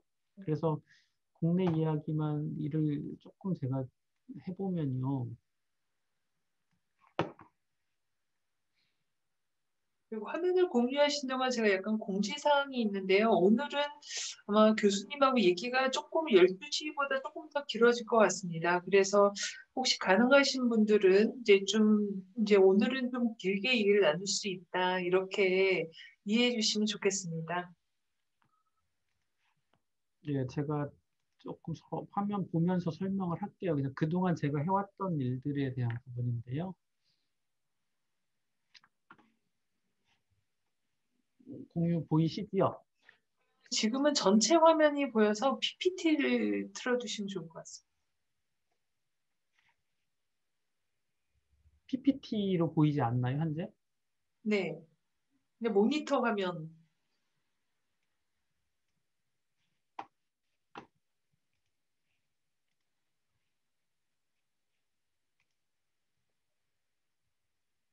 보입니다. 네. 우리나라에서는 이런 정신의학과 예술을 접목하는 시도가 1960년대, 70년대, 한 70년대가 아마 본격적으로 태동한 것 같아요. 그래서 초기에 이제 정신의학자 중에 그런 심리 쪽에 공부를 하신 분들, 정신분석을 공부한 선생님, 분석 심리를 공부한 선생님들이 계세요. 그래서 그분들이 이제 예술 분석이라는 걸 이렇게 시도를 해요. 그 작품, 아까 프로이트가 했던 것처럼 작품을 분석하거나 작가를 분석하거나 하는 시도가 1970년대 정도 시작을 했다 이렇게 볼 수 있습니다. 대표적인 분이 이제 서울대 의대의 이부영 교수님이 분석심리학의 대가시고요. 조두영 선생님이 이분이 이제 그 정신분석의 대가세요. 저는 이제 운이 되게 좋아서 제가 서울대병원에 있을 때 이 두 분의 가르침을 다 받았어요. 학생 때부터 해서 레지던트 때까지 다 받아서 저는 제가 예술에 관심이 많았던 부분 또는 예술 분석을 이렇게 시도하는 것들도 이 두 분의 영향이 크다고 할 수 있습니다. 이분들이 태동기라고 할 수 있고요. 그 뒤에 지금 요즘에는 이제 이병옥 선생님이랑 건국대 이병옥 선생님, 그다음에 하지연 선생님이 간간히 이런 뭐 문학 작품 같은 거 분석을 하고 이런 시도를 하고 있고요. 뭐 저도 가끔 조금씩 하는 성향입니다. 그다음에 그 이제 연극과 관련된 걸 치유적으로 접목한 이제 그런 장르가 사이코 드라마라고 하는 장르가 있고요. 이 사이코 드라마는 환자가 직접 참여하고 치료자가 디렉터 또는 보조자 같은 역할을 하면서 그분의 갈등을 좀 해소시켜주고 좀 더 강하게 이제 도와주는 이런 역할을 하는데 치유적인 효과를 예술적으로 접목한 장르라고 할 수 있어요. 이 분야는 우리나라의 초창기에 김일광 선생님이 여기 태두라고 할 수 있고요. 현재는 김수동 선생님, 그 다음에 그 뒤에 이제 지금 한국 임상예술학회에서 이 사이코 드라마를 지금은 이어서 하고 있는 그런 실정이 현재까지 이어지고 있습니다.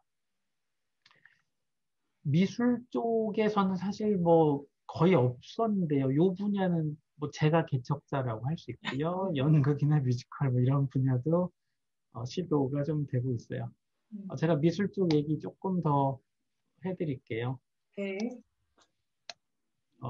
그 정신건강미술제라고 하는 것을 제가 2008년도에 처음으로 시작을 했어요.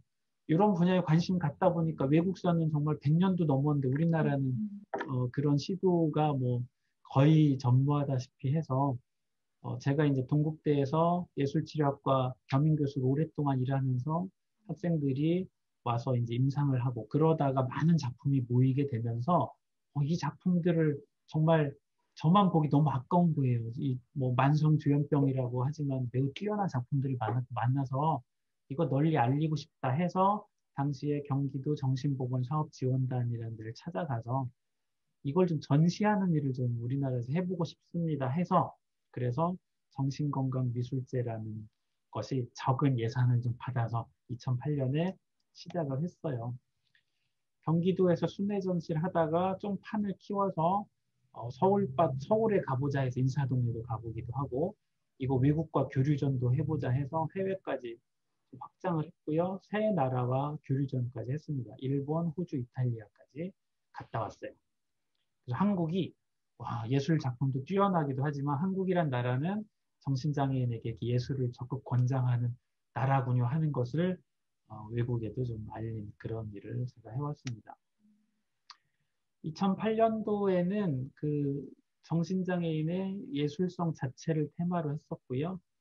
2009년에는 우울증을 테마로 하고 2010년에는 가능성이라는 것에 대한 테마를 한 적도 있고 그 뒤에 행복이라든지 인생에 대한 태도라든지 이런 것들에 대한 여러 미술전들을 열었었고요. 쭉 하다가 경기도하고는 2012년까지 하고 그만뒀는데 되게 유감스러운 게 이 정신보건 사업 쪽에 예산은 줄고 해야 될 일이 늘어나면서 저희가 1번으로 잘렸죠, 이 사업이. 흔히 왜 집에서 아버지 월급이 줄면 학원 중에 미술학원을 1번으로 자르잖아요. 수학학원 제일 늦게까지 남아있고 이런 것처럼 안타깝게도 이 사업이 1번으로 잘렸어요. 되게 가치 있는 일인데 이 경제 논리에서는 좀 밀리는 게 안타깝습니다. 여기 당시 했던 그런 뭐 그 포스터 같은 것들이고요.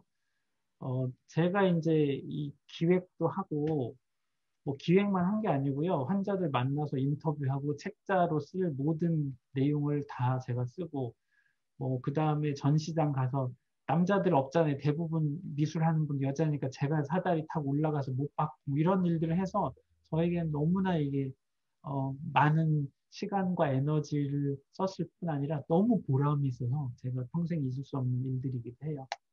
이 사업을 이렇게 몇 년 동안 쭉 했었고요.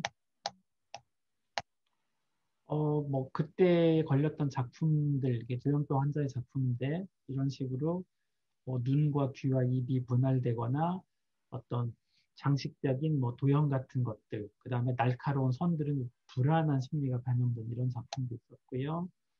사람의 얼굴이 있는데 배경이 숫자로 이렇게 나타난, 즉 숫자를 이렇게 그림에 많이 사용하는 경우가 있거든요. 조현병 환자들이 뭐 그런 작품도 있었고. 요 분의 작품은 네, 장식, 테두리에 장식이 눈에 띄고요. 그 다음에 노란색 안에 장식등도 눈에 띄죠. 이 부분 보면 좀 클림트 그림의 어떤 일부가 연상되는 것 같기도 한데 이렇게 뛰어난 작품들이 많아서 이걸 전시를 했습니다. 전시 장면이고요. 이거 일본의 교토에서 했던 모습이고 인사동 모습이고 호주 갔을 때 모습이고 이거 인사동에는요. 이탈리아에 갔을 때 그 외국의 정신과 의사들하고 만나서 찍은 사진입니다. 제가 저런 일을 하면서 그냥 그 이를테면 어떤 예술 작품을 분석하는 것보다 가치 있는 건 뭐냐면 현재의 정신장애로 고통받고 있는 사람들이 직접 참여를 했을 뿐 아니라 그들이 주인공인 거예요. 그들의 작품이 벽에 걸리기 때문에. 그래서 이분들의 자존감이 굉장히 올라갈 수 있다는 것이 기뻤고요. 또 하나는 일반인들이 보면서 와, 저렇게 정신장애가 심한 사람들인데 우리보다 낫네, 뭐 이런 생각을 한단 말이에요. 그래서 편견을 좀 줄일 수 있는 그런 일을 했다라고 제가 평가를 하고요. 또 하나는 이제 그분 중에 특별히 뛰어난 분들은 이렇게 작가로서 발굴을 해서 작품을 판매도 해드리고 계속 지원을 해드린 이런 일을 하기도 합니다. 이분은 김동기 씨라고 하는 분이고 이분의 작품이 이렇게 뒤에 쭉 걸려 있는데요. 굉장히 단순화된 것이 특성이에요. 사람의 얼굴들이 주로 많이 나오고 심플하죠. 이 작품의 제목은 나예요라는 제목이었고요. 네, 보통 이 나무판 한 30cm 정도 된 작은 나무판에 아크릴로 그림을 그리곤 했어요. 응시라는 제목이었고 엄마와 딸이라는 작품이 있었고 이분은 주영애 씨라고 하는 분인데 크레파스로 이제 굉장히 강하게 그린 그런 성향을 갖고 있고 이분의 그 작품 시리즈 중에 얼굴 없는 미녀 시리즈가 있어요. 근데 이게 어떻게 해서 나타나게 됐냐면 이 작품을 이제 그리다가 선생님 이제 몸은 다 그렸는데 얼굴을 그려야 되는데 뭐 웃는 걸 해야 될지 뭐 화장을 진하게 할지 뭐 어떻게 할지 모르겠다고 저한테 그러더라고요. 그래서 제가 딱 보고서 근데 얼굴이 없는데도 멋있네요. 제가 그렇게 한마디 했어요. 네. 그랬더니 그 말에 영향을 받아서 멈춘 거예요. 음, 그리고 그 뒤에 시리즈로 쭉 여자를 그린 얼굴만 그리지 않는 그 얼굴 없는 미녀 시리즈가 그렇게 나와요. 그래서 제가 무심코 뱉은 말이 영향을 이렇게 준 거를 볼 수 있는데 이분의 작품 오, 카스로 강렬합니다. 좋네요. 이게 좀 전에 네. 봤던 거고 네, 이런 작품도 있었고요. 야, 네, 시바의 여왕이라는 작품이었는데 이런 식이었고요. 이렇게 제가 이제 음, 미술제도 하고 뭐 작품 분석도 해봤는데 이제 연극제라는 것이 이제 그 오래전부터 있었어요. 정신장애인들에게 정신 건강과 관련된 내용을 좀 내용이 담긴 그런 연극을 관람하게 하는 그런 일을 이제 경기도에서 했었는데 거기에 또 제가 이제 이걸 기획을 맡게 돼서 연극까지 음, 참여를 하게 돼요. 그래서 당시 참여했던 연극은 이 손현미 작가의 이제 4번 출구라는 작품이 있었고요. 그 다음에 뽕짝이라고 하는 작품이 있는데, 요거는 이제 자살에 대한 테마를 담고 있으면서 자살 예방하려는 내용으로 담겨져 있었고, 요것은 그냥 트로트와 인생의 희로애락을 섞은 작품인데, 요 작품의 그 글을 그 두 분이 썼는데 그 중에 한 분이 정신과 의사세요. 김홍모 선생님. 이분은 음, 연극 쪽에 오래 활동도 하시면서 직접 이렇게 대본을 쓴 시도를 했죠. 그래서 이렇게 연극 쪽에도 뭐 대본의 내용이라든지 이런 데에 정신건강을 접목한 시도가 국내에 있었습니다. 이건 좀 쑥스럽긴 하지만 제가 만든 뮤지컬이에요. 뽕이와 코코라는 그런 작품이고요. 이 작품은 자존감이 낮은 사람을 위한 치유적 스토리를 담은 작품이에요. 그래서 제가 이제 예술 쪽을 관심을 갖다가 좀 더 환자분들에게 도움이 될 만한 건 무엇이 있을까 이런 생각하면서 그래서 나중에 철저하게 치유적 목적을 가진 작품이거든요. 이 뽕이는 똥꼬예요, 똥꼬. 그리고 코코는 코거든요. 그래서 간단하게 얘기하면 방구 잘 끼는 오빠와 냄새 잘 맡는 여동생이 싸움을 하다가 부모님한테 심하게 혼나고 이제 상처를 받아서 자기의 똥꼬와 코를 비난해요. 그러자 상처받은 똥꼬하고 코가 몸에서 떨어져 나가버리거든요. 얘네들이 이제 의인화된 인물이 뽕이와 코코인데 사랑받는 나라를 찾아서 여러 나라를 여행하는데 최종적으로는 내가 사실은 사랑받았다는 걸 깨닫게 되고 자존감이 낮아진 것들이 여러 경험을 통해서 자존감이 향상되는 경험을 하게 되거든요. 그래서 내가 소중한 사람이라는 경험을 해서 마지막에 다시 몸에 합체된다는 그런 스토리인데 애들이 되게 좋아했어요. 이게 여러 도시에서 순회 공연을 하기도 했었고요. 그 뒤에 매년 제가 그 국가 이제 뭐 문체부에 이 작품을 해보려고 지원을 하는데 매년 탈락하고 있어요. 좀 더 지원도 받고 좀 계속 이어졌으면 좋겠다는 바람입니다. 네. 예, 잠깐만요. 음. 그러면은 이제 이렇게 쭉 이제 우리나라 국내 사례가 네네. 사실은 제가 이제 미술로는 교수님께서 활동하시는 거를 이제 익히 잘 들었습니다만은 다른 장르도 네. 이제 또 있구나 하는 이제 좀 이해를 한 것 같아요. 그렇지만 네네. 앞으로 더 많은 뭐 국가 또 정부 또 지자체의 많은 지원들과 관심 이런 게 필요하겠다 이런 생각이 듭니다. 네, 앞으로 많이 도와주세요, 선생님. 네. 근데 이렇게 해보시면 역시 예술이 네. 정신의학적 관점에서도 치유의 효과가 있을까요? 있다면 그 치유의 효과는 무엇일까요? 네, 예술의 치유적인 효과, 이 너무 많아서 이 너무 방대한 음, 내용이어서 제가 좀 설명하기가 시간 관계상 충분치 않은데, 예술의 치유적인 효과는 일단 기본적으로는요, 감정이에요. 음, 사실 프로이트도 생각했던 게 인간의 행동을 교정하기 위해서는 생각이 바뀌어야 되는데 생각만 바뀌어서는 안 되더라. 그 음, 깊이 있는 감정이 바뀌어야 된다 하는 걸 알았거든요. 그래서 그 감정까지 도달하기 위해서 무의식의 더 깊은 세계에 도달해야 되고 더 어린 시절까지 분석을 해야 되는 거예요. 그래서 사람은 감정이 감동받고 상처받은 감정이 치유되어야 그것이 진짜 치유가 되는데 예술이 인간의 감정을 이렇게 어, 감정에 상처받은 부분도 치유에도 도움을 주고 인간의 감정을 터치해 주거든요. 그래서 음, 감정을 순화시키는 기능이 예술의 치유적인 가장 이렇게 중요한 기능이라고 저는 생각을 음, 해요. 뭐 그뿐 아니라 이제 그런 창조성, 융이 얘기했던 창조성 있잖아요. 예술을 우리가 감상하는 것만으로 내 안에 있는 예술가가 행복해요. 어, 그냥 네, 예술 작품을 보고 왜 좋은지 모르는데 그냥 좋기도 하고 너무 감동받아서 막 닭살이 돋기도 하잖아요. 스탕갈 신드롬처럼. 이게 왜 그러냐? 내 안에 있는 예술가가 감동받는 거예요. 그런 순간들. 그리고 뭐 그 다음에 이제 무의식이 가지고 있는 어떤 욕동이 있다고 했지. 프로이트가 뭐 성적이나 공격적인 이런 것들이 있다고 했는데 그런 것들도 자극이 되면 상징적으로 자극이 되면서 자연스럽게 발산이 돼요. 예를 들어서 영화 뭐 싸움하는 영화 보면서 내가 누굴 때려준 것처럼 시원한 것처럼 예술 작품이 감상만 하면 하기만 했는데 내 안에 있는 그런 튀어나오려고 하는 강한 욕동들이 잘 다스려지는 그런 효과도 있고요. 그리고 예술이라는 걸 이렇게 접하다 보면 예술가의 저는 자존심이라고 하는 것이 있다고 생각을 하는데 예술가들이 내가 뭐, 뭐 내가 배가 고프지 뭐 이를테면 가오가 없냐 이런 말을 하잖아요. 가난할 뿐이지 나는 예술가로서 자존심이 있다고 말을 하는 것처럼 감상자에게도 그 일은 똑같이 적용될 수 있어요. 여러분이 예술 감상을 많이 하면 할수록 내가 뭐 가난할 뿐이지 예술을 아는 사람이야 내가 왜 이래 뭐 이런 마음 가질 수 있어요. 여러분 굉장히 품이 있고 고상한 사람이에요. 그래서 자존감이 올라갈 수 있고요. 그리고 예술 감상하다 보면요 정말 재밌어요.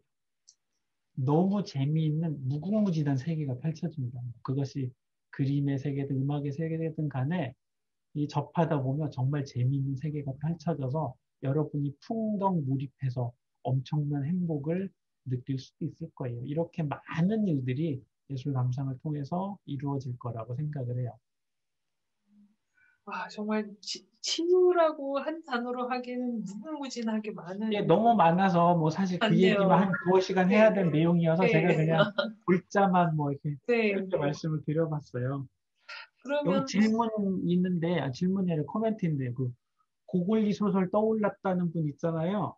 네, 실제로 제가 고골리 소설에서 아이디어를 얻어서 쓴 거예요. 그 어, 코와 똥꼬가 떨어져 나갔다고 한 게 고골리 소설에서 코가 떨어져 나간다는 아이디어는 거기서 사실 얻은 면이 있습니다. 그래서 네.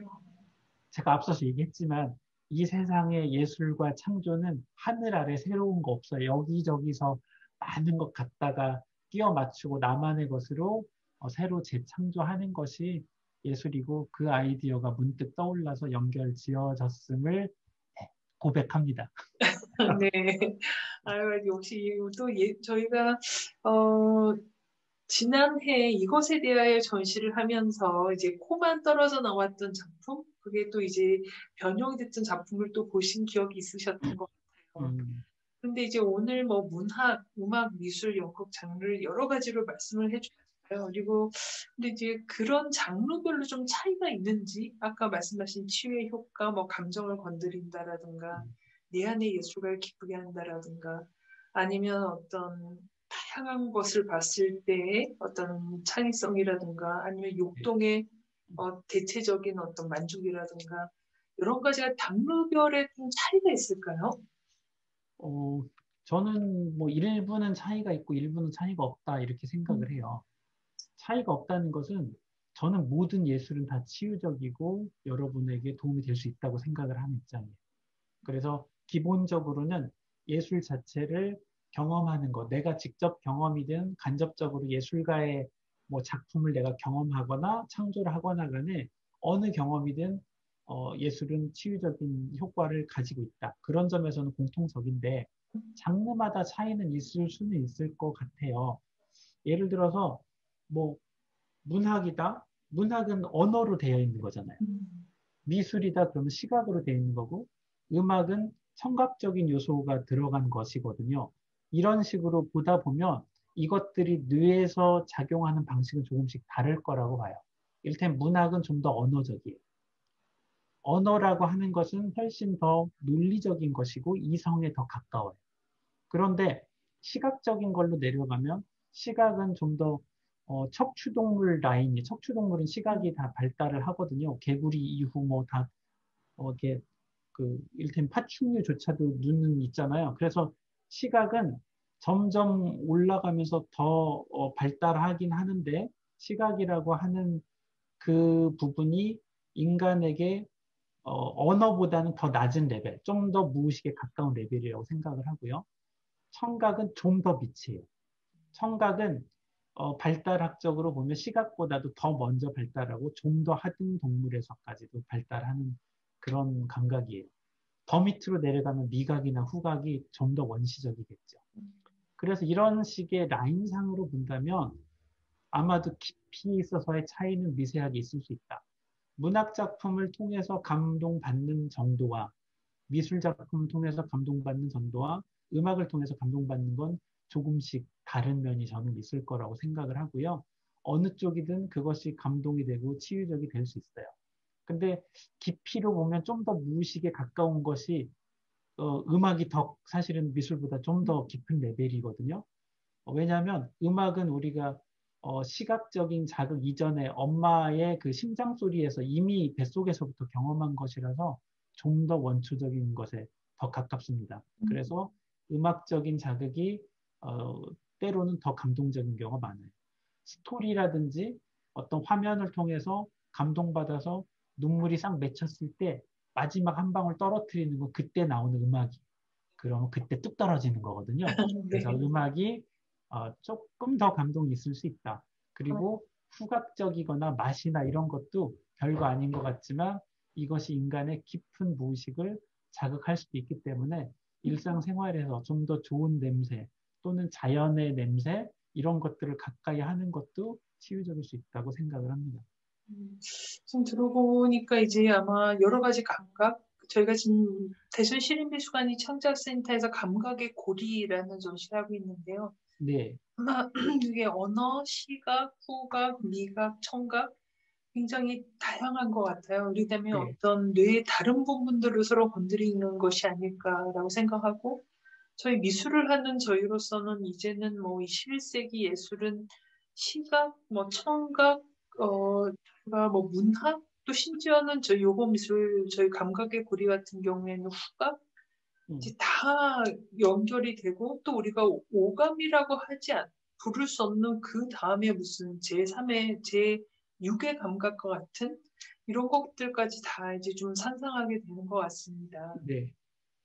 근데 그럴 이제, 것 같아요. 사실은 네, 이제는 더 이상 미술은 시각만의 고유의 영역이 선생님 말씀대로 아닐 수 있어요. 네네. 근데 그 이제 안에 뭐 이를테면 그 음악을 접목한다든지 그 통합 예술이 될 수 있잖아요. 스토리가 접목된다든지 어떤 전시에 뭐 공간 자체가 좀 뭐 변형된다든지 여러 가지 시도들이 얼마든지 가능할 것 같아요. 그리고 네. 그런 시도들이 사실 시대를 앞서가는 시도들이잖아요. 앞으로는 그런 활동들이 더 많아져야 될 것 같고 그럴 것 같아요. 네. 그리고 또 이제 교수님께서는 이런 네, 다양한 연구, 임상뿐만 아니라 폰 정몽주의 오페라 대본까지 집필하신 걸로 알려져 있습니다. 네, 사실 포은 정몽주는 제가 또 아주 고려에서 조선으로 넘어가는 우리나라의 핵심적인 사실 인물 중에 한 명이었다고 생각을 하는데요. 네. 이렇게 오페라 대본까지 쓰시게 된 계기가 있으셨나요? 예, 사실 이제 뭐 모든 일이 우연히 생기는 건 아니잖아요. 아까 프로이트의 뭐 수요일 날부터 해서 나름의 다 스토리들은 있다고 저는 생각을 해요. 그래서 저 역시 이제 나름 창작을 하게 된 스토리가 있거든요. 근데 제가 처음에는 우연히 미술제라는 걸 시작을 했잖아요. 그렇게 해서 경기도 지원받아서 미술제를 2년을 했는데 3년째 되던 해에 미술 말고 사진도 좀 해달라는 요청이 사진제 전시도 해달라고 그러고 그 다음에 이제 연극제도 저보고 총괄 기획을 맡으려는데 제가 연극을 원래 하는 사람은 아니었거든요. 그러니까 이건 좀 부담스러운데 얼떨결에 하게 됐어요. 그러다 보니까 대본을 보고 대본 스토리도 좀 다듬게 되고 그리고 이제 그 뭐 감독하고 상의도 하다 보니까 희곡 쪽에도 관심이 좀 생겼던 상황이에요. 그러다가 우연히 TV 드라마에 참여를 하게 돼요. 그래서 제가 드라마 참여하게 된 작품이 착한 남자라는 드라마인데, 요게 이제 송중기하고 문채원이 나왔던 어, 작품이고요.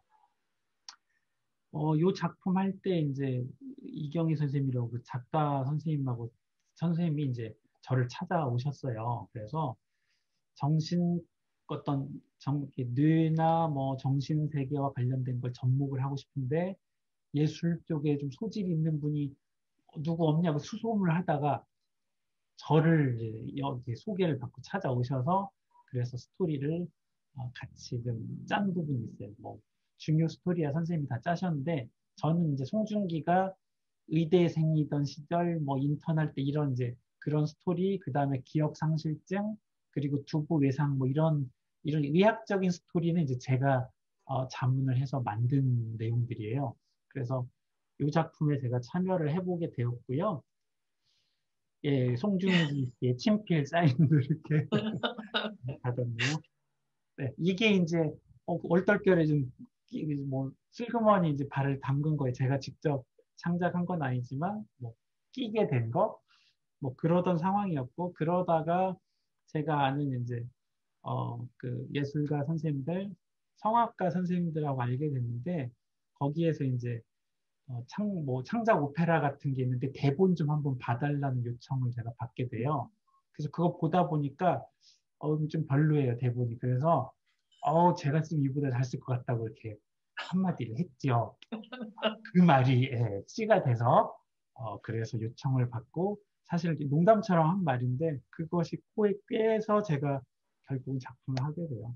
어, 사실 저는 그렇게 생각을 해요. 제가 계속해서 오늘 주장한 내용 중에는 인간은 우리 무의식안에 이제 예술가가 있다고 얘기했잖아요. 네. 모든 인간은 창조성을 갖고 태어나고 있고 여러분 이미 다 예술가예요. 그걸 펼치는 사람이 예술 활동을 하는 사람이고 펼치지 않고 사는 다수의 사람이 있을 뿐이지 이미 예술가다. 그리고 그런 이야기를 이미 오래전에 보들레르가 이렇게 말을 합니다. 예술은 인간의 천성이며 천성은 신의 예술이라고 말을 했어요. 근데 이 말의 의미가 잘 보면 인간은 예술을 하도록 태어났다. 그렇게 신이 만들었다. 이런 얘기거든요. 그러니까 우린 이미 그렇게 창조되었고 예술을 할 수밖에 없다는 거예요. 근데 저는 주로 이제 감상자의 입장이거나 아니면 좀 더 예술을 널리 알리는 전도사의 입장이었는데 제가 이제 창작의 과정에 들어서게 되는 거예요. 사실 좀 두려움이 있었거든요. 왜냐하면 저는 예술가가 너무 위대한 사람들이라는 생각을 갖고 있어요. 그래서 예술을 정말 좋아하지만 저 같은 게 예술가라니 이런 게 너무 넘사벽처럼 바라보는 게 있어서 감히 시도를 못했다가 얼떨결에 도전을 하게 돼요. 그리고 그런 용기를 준 분 중에 한 분이 있는데 일본의 시바타 도요라고 하는 할머니가 계신데요. 이분이 이제 그 자식들한테 이야기를 할 때 너무 지혜로운 이야기를 잘해서 그래서 자식이 어머니 말씀을 시로 한번 써보면 좋겠어 그랬더니 아 이거 내가 무슨 시냐 이 나이에 그래도 한번 해보세요 해서 98세에 시집을 내요. 어, 그리고 102세 때 이분이 돌아가셨거든요. 그래서 혹시 여러분 중에 누군가는 하면 내가 뭐 이 나이에 무슨 예술을 내가 도전해. 아니에요. 이 할머니는 98세에 도전해서 시집을 냈잖아요. 그래서 여러분은 이미 예술가고 아무리 나이가 들어도 도전할 수 있어요. 그래서 저도 뒤늦게 도전을 한 게 그게 오페라에 도전을 하게 되는 거예요. 그 처음에 도전했던 게 이제 그 오페라 포은 정몽주였는데 이걸 쓴 이유는 뭐냐면 제가 정몽주 선생님을 너무 좋아해서 쓴 게 아니고요. 제가 용인시에 사는데 기왕 오페라를 쓸 거면 무대에 올리고 싶고 올리려면 후원을 받아야 되는데 시의 후원을 좀 받아야 되겠다. 용인시에 위인이 없나 찾아봤더니 조광조가 있고 정몽주 선생님이 있어요. 정몽주 선생님 무덤이 있는 거예요. 출생지는 아닌데. 근데 그래도 이제 그 용인의 뭐 길도 다 이름이 포은대로고 뭐 이렇게 포은 선생님에 대한 숨결이 많이 있어서 아 정몽주 선생님의 이야기를 쓰면 시에서 좀 후원 좀 받겠구나 이 생각으로 쓴 거예요. 뭐 순수한 의미로 쓴 게 아니라 돈 좀 받아보려고 이제 정몽주 선생님에 대한 아이디어 썼고요. 그 다음에 실제 역사 이야기만 쓰면 재미가 없어서 처음에는 뭐 위인들 이야기로 위주로 썼다가 오페라는 슬픈 사랑과 비극이 있어야 오페라이기 때문에 그렇게 이제 옆에 선생님이 조언을 해주셔가지고 당시에 이 오페라가 이제 지음 오페라단이라고 최정심 선생님이 저한테 이제 조언을 하셨는데 의뢰도 하시고 그분이 슬픈 죽음과 이 사랑과 이런 게 절절해야 된다고 하셔가지고 스토리를 이제 그렇게 바꿔서 쓰게 됩니다. 그래서 정몽주 선생님을 사랑한 여자가 이제 초선이라는 기생이 있고 이 기생을 좋아하는 사람이 이방원인 거예요. 그래서 이 셋이 삼각관계인 거죠. 그런데 초선은 정몽주 선생님에게 자기 자신을 바치고 싶어 하니까 이방원의 입장에서는 아버지 같은 남자의 여자를 뺏는 거예요. 이게 오이디푸스 컴플렉스 이 안에도 그것도 들어있어요. 그리고 이 안에 이제 모든 노래 가사가 있는데 노래 가사를 다 시조로만 제가 썼거든요. 그 왜냐면 이런들 어떠하리와 뭐 이 몸이 죽고 죽어 이제 시조가 있잖아요. 그래서 전체 스토리를 다 시조로 써야 되겠다 해서 그렇게 시조로만 이루어진 그런 작품이고요. 나름 이 안에 좀 흥미로운 뭐 한자 시를 쪼개가지고 뭐 문제 퀴즈 풀기 뭐 이런 식의 스토리도 들어가 있고 절절한 사랑 이야기와 최종적으로 죽을 수밖에 없었던 한 여인의 가상인물의 슬픈 이야기가 담겨 있는 작품이에요. 이렇게 해서 이 정몽주라는 작품이 태어났고요.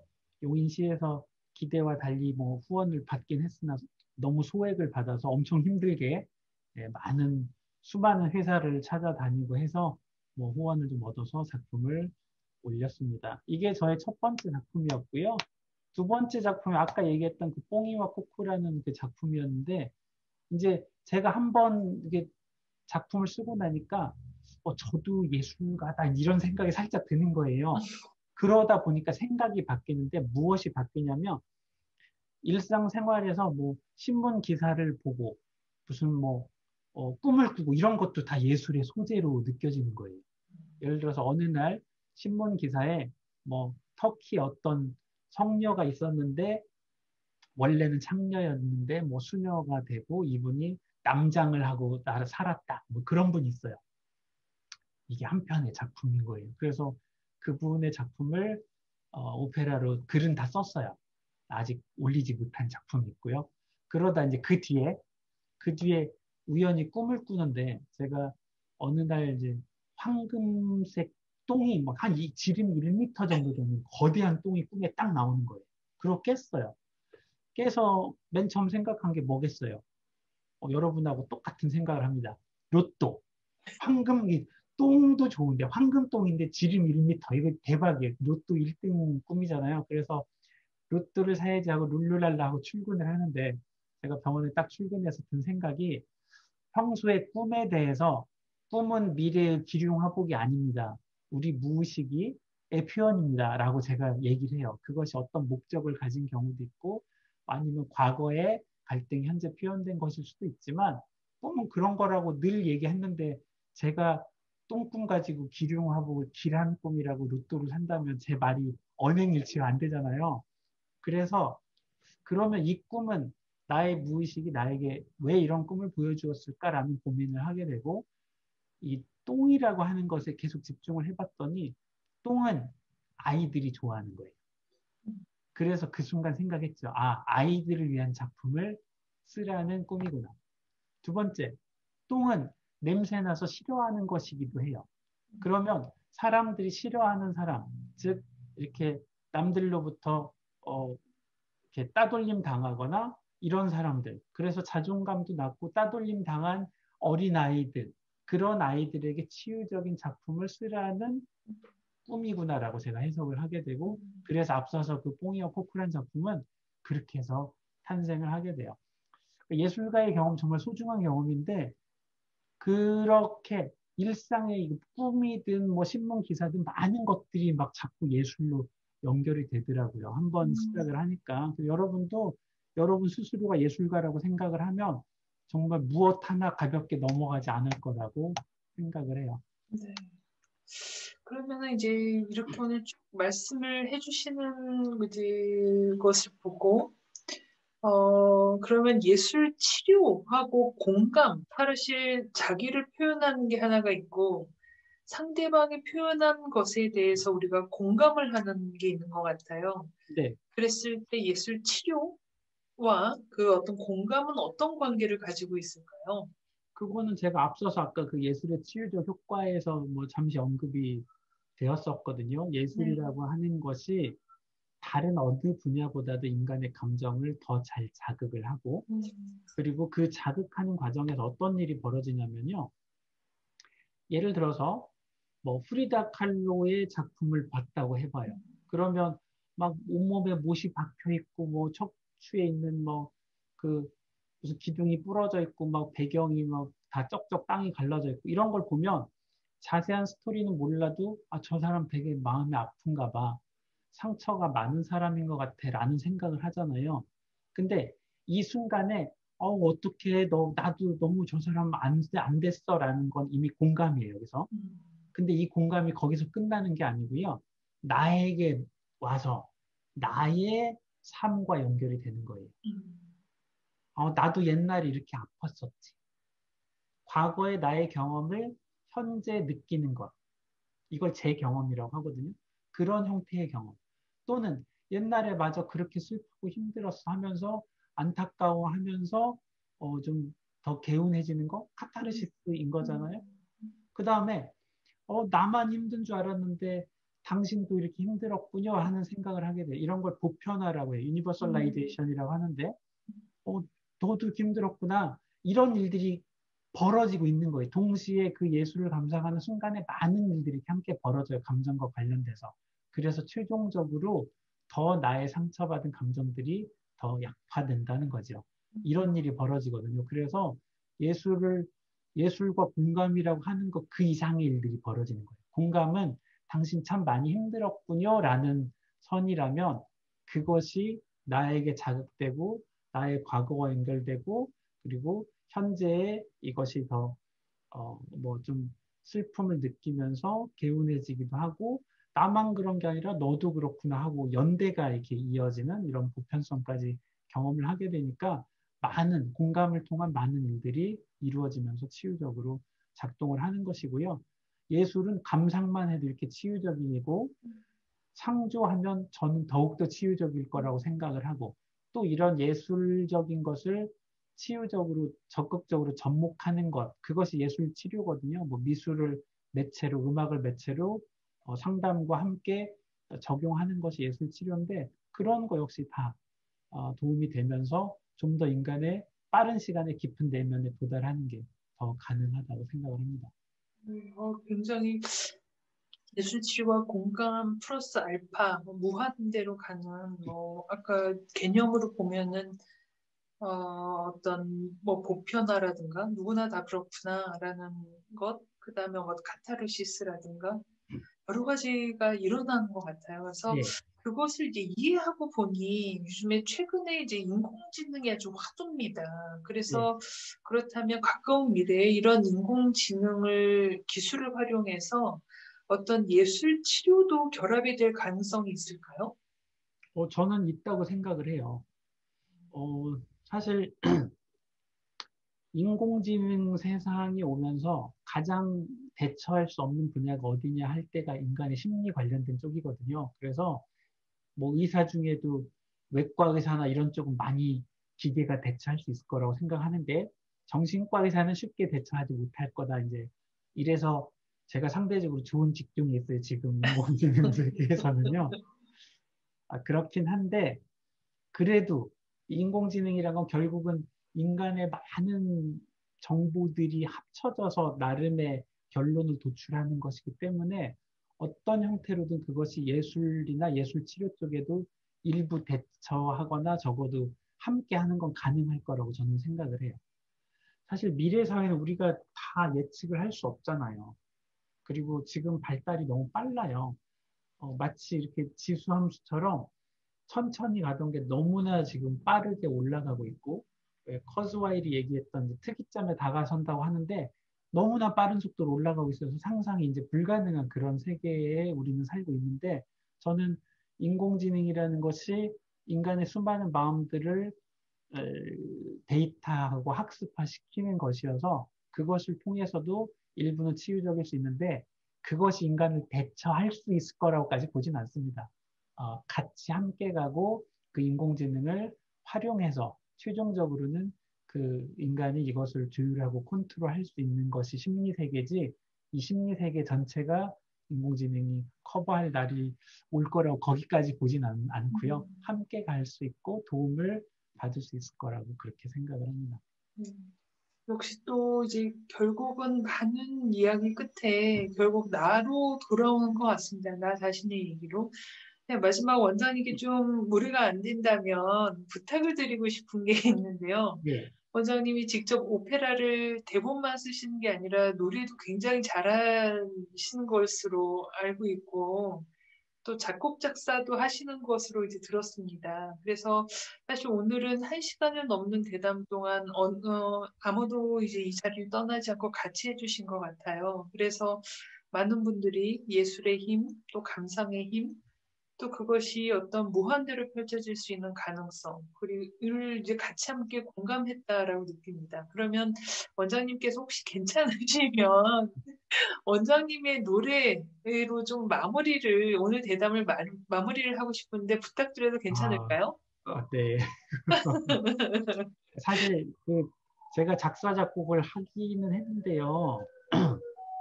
그게 이것도 다 사연이 있어요. 그냥 우연히 만들어진 건 아니고 그리고 제가 여러 곡을 만든 게 아니라 제 인생에 딱 한 곡이에요. 지금 작사 어, 작곡이 여러 곡이 아니라 딱 한 곡을 제가 해봤는데 이것도 우연히 만들어지게 돼요. 제가 어느 날 이제 아침에 출근하다가 어머니하고 이제 통화를 하는데 어머니가 이제 뭐 아가 잘 있었냐 우리 강아지 뭐 잘 있어라 이제 이렇게 안부 전화를 하는데 전화를 끊고 나서 문득 그 생각이 드는 거예요.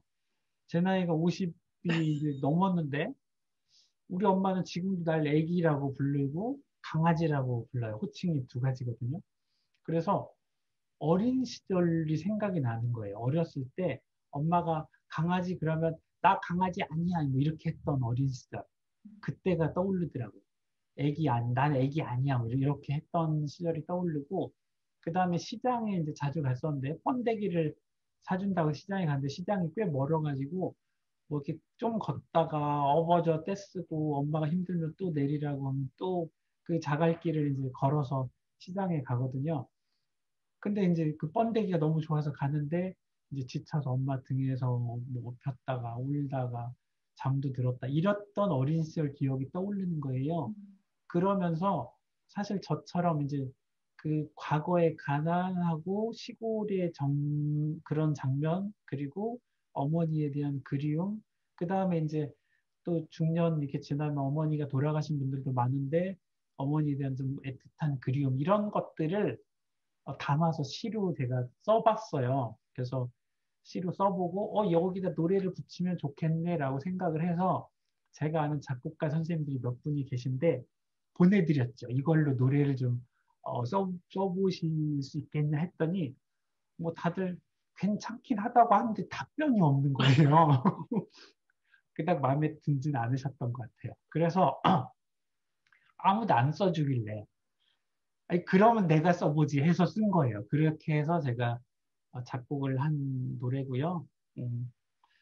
뭐 저희 어머니와 저희 어린 시절이 좀 담긴 그런 뭐 중년 남성이 그런 그리워한 이런 것들을 좀 담은 거고, 사실 작곡이란 건 처음에서 어떻게 해야 될지 모르겠더라고요. 그래서 기존에 있는 노래들 뭐 좋아하는 뭐 이글스의 뭐 데스페라도의 코드의 한 파트를 따온다든 이렇게 해서 이제 그 짜집기를 해야 되는 거예요. 제가 처음부터 뛰어난 작곡가는 아니기 때문에 여러 노래에서 파트를 이렇게 가사 코드 진행을 따와가지고 거기에다가 변형도 시켜보고 곡도 붙여보고 뭐 그렇게 해서 만든 노래가 있어요. 여러분이 뭐 괜찮으시다면 제가 이 노래를 끝으로 들려드리겠습니다. 가사가 있고요. 그래서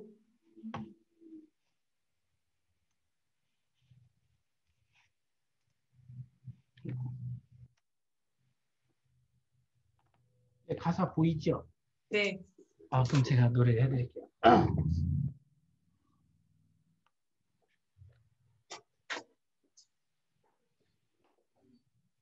네, 반주는 없어서 제가 직접 기타를 치면서 하겠습니다. 여러분들도 아마 여러분들의 어머니를 떠올리시는 소중한 기회가 될 것 같습니다.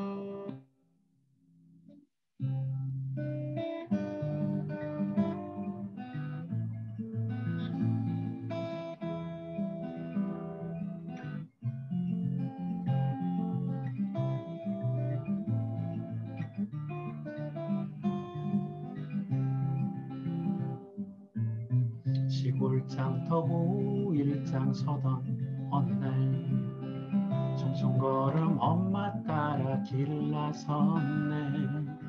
엄마 손 보자기에 씨앗닭 한 마리, 오늘 난 번데기를 먹을 수 있겠지. 앞서 달리던 걸음걸음 무거워지고 장터는 언제 나와 왜 이리 멀어. 나어버저 그깟 닭이 뭐가 무거워. 나어버저 다리 아파 업어달라고.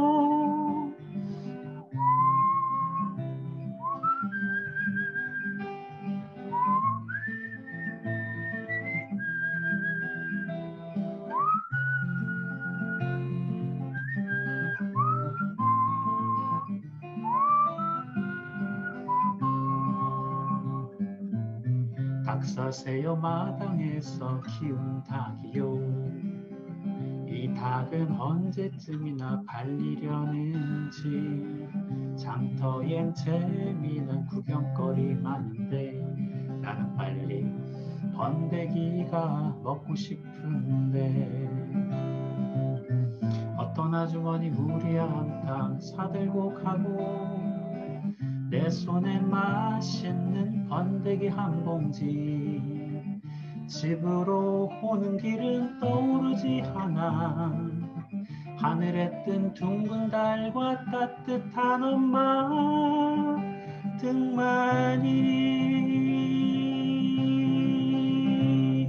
엄마 언제나 날 강아지라 했지. 나는 강아지 아닌데. 엄마 언제나 날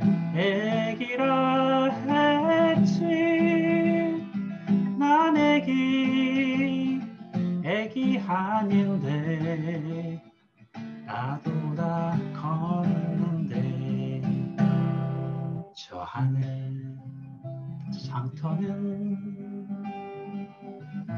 그대로인데 엄만 지금 옆에 계시지 않네. 이젠 내가 엄마를 허물 수 있는데 엄만 무겁지도 않으실 텐데 엄만 무겁지도 않으실 텐데.